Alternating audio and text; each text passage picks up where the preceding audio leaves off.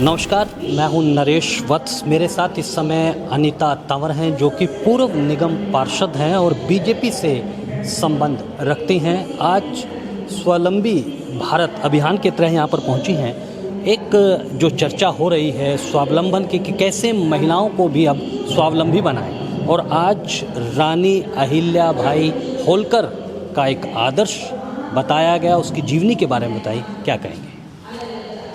मैं सबसे पहले तो आपका धन्यवाद करना चाहूँगी कि आपने बहुत अच्छा क्वेश्चन रखा। बहुत अच्छा ये प्रश्न है आपका कि हमें बहनों को, महिलाओं को, नारियों को कैसे सशक्त करें। तो उनको सशक्त करने के लिए हमें सबसे पहले अपने इतिहास में जाना होगा। इतिहास में हमारी रानी अहिल्याबाई होलकर जी की जीवन गाथा को पढ़ना होगा। जितना मैंने पढ़ा है, जितना मैंने सोचा है, देखा है, उसी से एक नारी पूरी शिक्षा ले सकती है। तो सीधा सा है, जैसे कि हमारे बुजुर्ग भी कहते हैं कि हम बुजुर्गों से कुछ सीखें, तो हम अब इतिहास से कुछ सीखते हुए अपनी रानी अहिल्याबाई होलकर जी की जीवन गाथा को पढ़ेंगे तो उसमें हम देखेंगे उन्होंने सेवा, त्याग, बलिदान और उससे ऊपर जो उन्होंने सशक्त अपना एक उदाहरण दिया है कि एक नारी क्या नहीं कर सकती। 8 साल की उम्र में उसके अंदर जो सेवा भाव थी, जो दान देने की थी, वो सबसे अनूठी थी। उसके बाद जब उसने शादी के बाद अपने घर को संभाला, वो सबसे एक दर्शाती है कि एक ज़रूरी नहीं है कि उसको ज़्यादा कुछ सिखाया जाए। ये हमारे कोई गॉड गिफ्ट होते हैं, और ये गॉड गिफ्ट मैं कहना चाहूँगी आपके न्यूज़ के उसमें कि ज़रूर हर एक बहन के अंदर गॉड गिफ्ट है, हर एक नारी के अंदर। होता क्या है कि वो छिपा रह जाए, उनको एक मौका नहीं मिलता। वो मौका जो आज के टाइम पे हमारे स्वावलंबी भारत के उसके तहत दिए जा रहे, स्वदेशी जागरण मंच वाले दे रहे हैं, और कहीं ना कहीं हमारी पार्टी भी दे रही है। हमारे प्रधानमंत्री ने एक योजना की है, समूह कार्य करके 10-10 बहनों के समूह बनाते हैं और उनमें उनको सीधा बैंक से और उनसे करते हैं और उनका व्यापार, उनका रोजगार शुरू कराते हैं। जिस बहन में जो टैलेंट होता है उसको सामने लाते हैं। तो मैं ये कहती हूँ, जब मैंने आपसे मैं बताना चाहूँगी आपकी न्यूज़ के माध्यम से, मैंने कम से कम ऐसे 15 ग्रुप बना के तैयार कर दिए हैं। सारी बहनें काम पे लगी हुई हैं, स्वावलंबी हैं, अपने आत्मविश्वास है। अब जब उनके पास हम जाते हैं, करते हैं, तो हम देखते हैं कि वे इतनी टैलेंटेड है, इतनी है कि वो छिपा हुआ था। तो ये सब हमारा क्या है, हमें कहीं ना कहीं इतिहास से सीखना है, अहिल्याबाई होलकर सीखना है, और उसी को देखते हुए हमें आगे बढ़ना है। और मैं अपनी सरकार का भी धन्यवाद करना चाहूँगी, अपने प्रधानमंत्री का धन्यवाद करना चाहूँगी कि उन्होंने नारियों के लिए बहुत काम किया है। अभी आपने पीछे देखा कि 33% जो बिल पास किया है, उससे आप देखना कितनी बहनों के जो अंदर गॉड गिफ्ट हैं, जो आत्माएँ हैं, जो कितनी रानी अहिल्याबाई जैसी हमारी बहनें वो सामने आएंगी।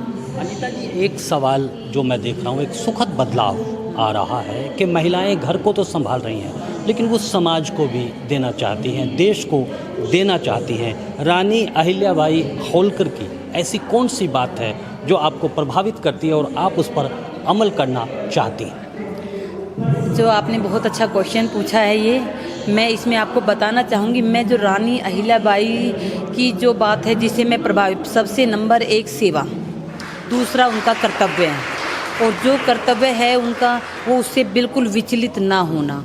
जैसे एक छोटी सी मैं बात बताना चाहूँगी, उनका कर्तव्य है प्रजा की सेवा करना।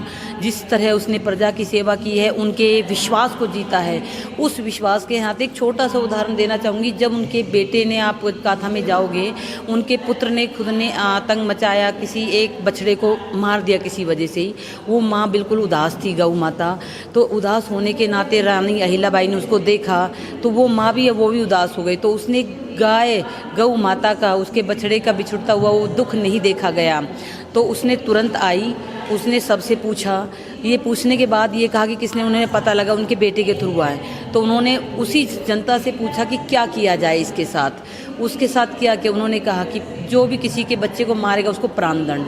तो उसने 1 मिनट भी ये नहीं सोचा कि ये मेरा बेटा है, ये है, क्योंकि उसका बेटा नहीं, उसकी जनता थी। जो जनता, एक के ऊपर सबका नहीं। उसने तुरंत ही रथ को बुलवाया, उसे चलाने के लिए कहा। तो उस टाइम पर वो रथ नहीं चलने के लिए, जो हर रथ वाले होते हैं ना, वो सारा कोई चलने को तैयार ही नहीं हुआ, सब पीछे। फिर उस टाइम पे खुद रानी अहिल्याबाई उस रथ पे बैठी, उस रथ को चलाने लगी, और उसके बाद एक इतना सहयोग हुआ, आप सुनोगे तो रह जाओगे। क्योंकि उसके बाद जो गौ माता का बछड़ा गया था, वो गौ माता उस रथ के आगे खड़ी होगी। उसने कहा कि इसको मारने से उसने जो संवेदना व्यक्त की, देखो गौ माता बोल नहीं सकती पर उसने रोका कि आप इसको मत मारो। तो वो भी एक माँ है, उसने भी उस टाइम पर जो अपना संवेदना व्यक्त की कि अब ये तो मार दिया, इसके मारने से मेरा बेटा वापस तो आ नहीं जाएगा। तो इसी से बस मैं एक ये आप सबसे कहना चाहती हूँ कि अपने कर्तव्य पे कभी विचलित मत हो, अपना पराया बिल्कुल ना देखें, अपने देश को लिए अपने आप को सशक्त बनाने के लिए अपने आप को कर्तव्य में बिल्कुल सटीक रखें, प्रयास रखें, सेवा भाव रखें और त्याग और बलिदान की भी बिल्कुल। एक आखिरी सवाल है, कर्तव्य की आपने बात कही, आज बीजेपी भी चाह रही है कि इस केजरीवाल सरकार के खिलाफ जो है उसको उखाड़ फेंके, आप क्या कर्तव्य निभाने के लिए तैयार हैं एमएलए के चुनाव लड़ने के लिए? बिल्कुल तैयार हूँ। देखो हम क्या कहते हैं, सरकार है ठीक है वो भी काम कर रही है, पर केजरीवाल सरकार ने कहीं ना कहीं इतनी त्रुटियां इतनी गलतियां की हैं, इतने घरों को ख़राब किया है। आप देख रहे हो सबसे पहले देखिए शराब से कितने घर खराब हुए हैं, उसने कितना घोटाला किया है। आज कहीं ना कहीं मैं जैसा आपसे ज़्यादा बड़ा बोलूँगी तो बहुत बड़ा हो जाएगा, मैं शॉर्ट में बोलती हूँ कि हमें केजरीवाल सरकार को उठा खड़ के फेंकना है, क्योंकि उन्होंने कहा है कि जीरो बिल, जीरो बिजली पानी, ये वे कोई कुछ जीरो नहीं है। आज हम जनता के बीच में जा रहे हैं, सदस्यता के तहत भी हम जनता के बीच में जा रहे हैं, इतने बड़ा बड़ा बिल लेके हमारे सामने वे दिखा रहे हैं। इस टाइम वो जेल में है, ठीक है अपने कर्मों पे वो, पर ये नहीं है वो आने के बाद सुधर जाएगा, वो वही रहेगा क्योंकि उसका कर्तव्य वही है, उसका वही है। तो इसीलिए हमने सोचा है कि हम अब भारतीय जनता पार्टी इस केजरीवाल सरकार को बिल्कुल जड़ से उखाड़ेंगे और जो कार्य में जो हमारी जनता को चाहिए वो जनता उनका हक दिलाएंगे। उनका हक बिजली, पानी, पेंशन और बहुत से हैं, और इनके राशन कार्ड किसी के कुछ नहीं हो रहे। मैं भी एक छोटी सी कार्यकर्ता होने के नाते मैं लोगों के बीच में जाती हूँ, उनका दुख देखा नहीं जाता मुझे।